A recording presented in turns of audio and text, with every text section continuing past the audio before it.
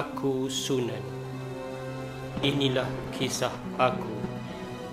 Kisah yang bermula dengan sebuah kebencian. Saya takkan sign borang ni. Apa kejadah saya nak sign borang ni? Borik. Lepas ni kau boleh minta tukar balik bandar semula. Bukan lama pun kan? 5 tahun lah. Bukan sekejap. Bukannya 5 hari. Assalamualaikum, cikgu. Cikgu Sunan orang bandar. Saya kalau boleh nak Cikgu Sunan ubah sekolah ni. Boleh? Oi!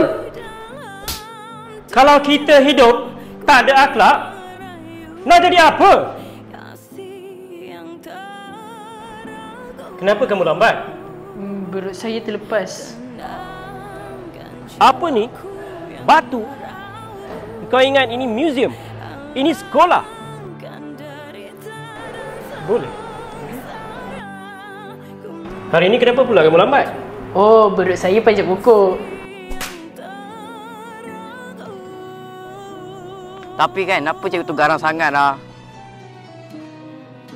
Kenapa kau tipu mak Alias? Biar kita miskin, jangan menipu.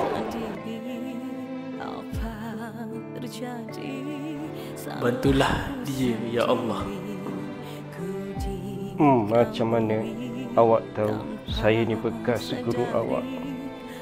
Sudahlah tu, kawan si Kamal tu.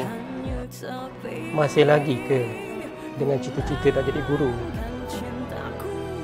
Aku melalui lorong pendidikan dengan langkah yang tempang.